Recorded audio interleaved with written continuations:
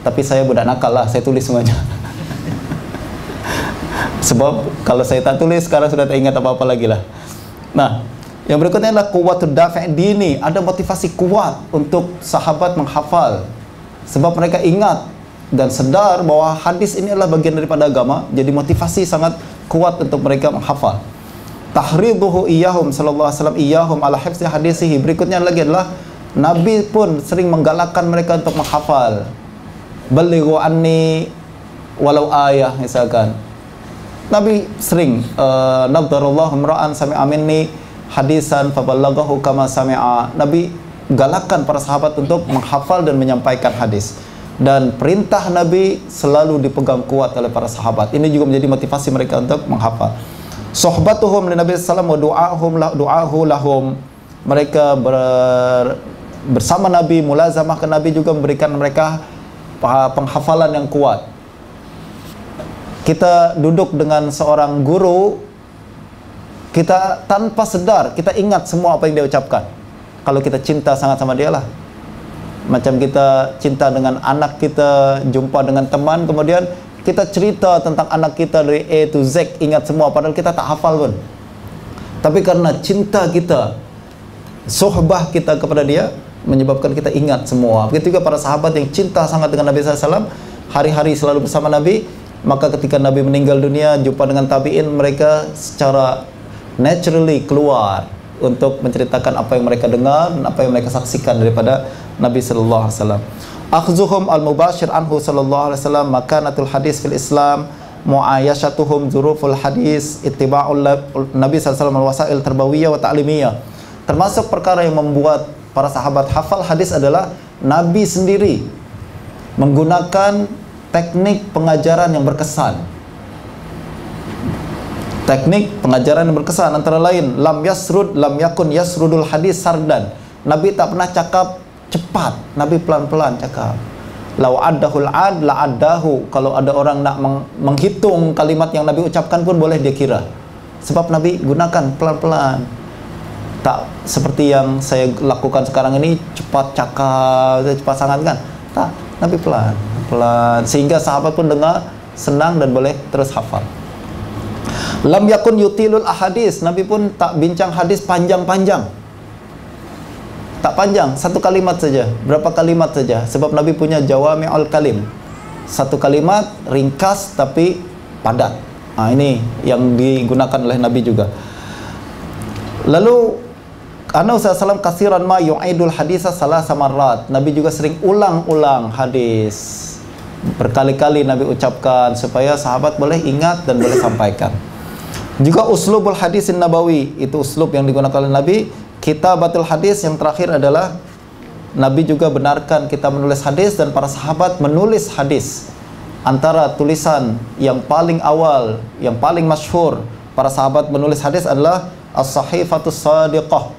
Sahifah Sadiqah adalah satu sahifah, buku kecil, note yang ditulis oleh Abdullah bin Amr bin As. Sahifah Sadiqah. Note tersebut kemudian dijaga oleh Abdullah bin Amr bin As, lalu diwariskan kepada ahli warisnya sampai kepada seorang perawi nama Amr bin Shu'aib. Lalu Amr bin Shu'aib meriwayatkan semua kandungan Sahifah Sadiqah dengan isnad Amr bin Shu'aib an abihi an jaddihi.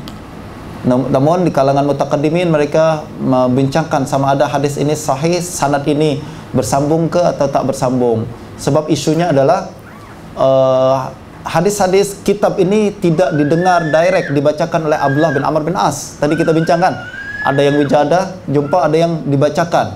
Ini tak dibacakan oleh Abdullah bin Amr bin As. Dia adalah sebuah kitab yang ditemukan dalam warisan peninggalan Abdullah bin Amr bin As. Ramai para ulama, antara lain oleh Yahya bin Ma'in al-Madini, yang meragukan kesahihan hadis nih, sanad nih. Tapi mutaakhirin sekarang termasuk Syekh Ahmad Syakir mengatakan min asahhil asanid. Syekh Albani mengatakan hasan, dan Ibnu Hajar pun mengatakan min a'la darajatil hasan. Dan sebab mereka menerima periwayatan menerusi wijadah, penemuan kitab tuh.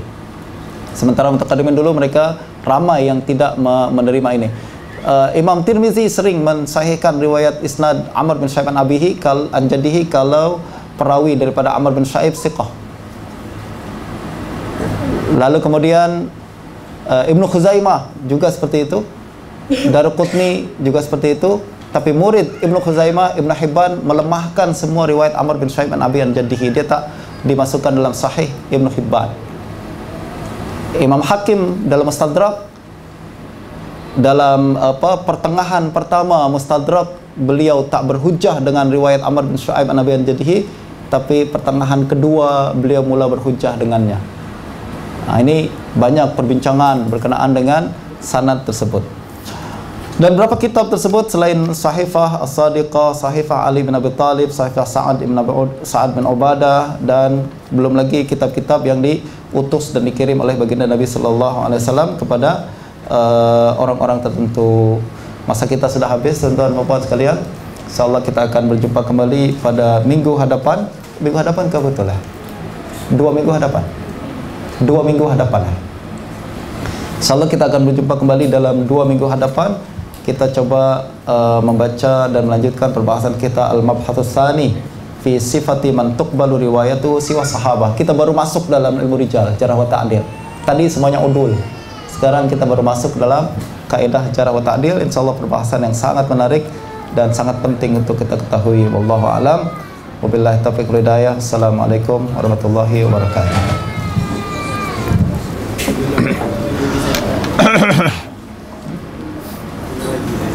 21 20 7 hari bulan. Bagi tahulah. InsyaAllah kuliah seterusnya akan ada pada 7 Disember 2 minggu ni.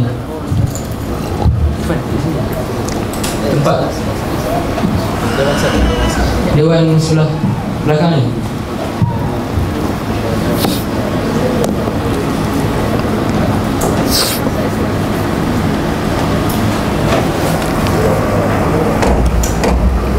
Rambut baru lah Aziz. Panjang sangat nak masuk. Anda nak buka soal jawab tapi waktu dah pukul 1. Sempat. Ada lepas apa panjang kan?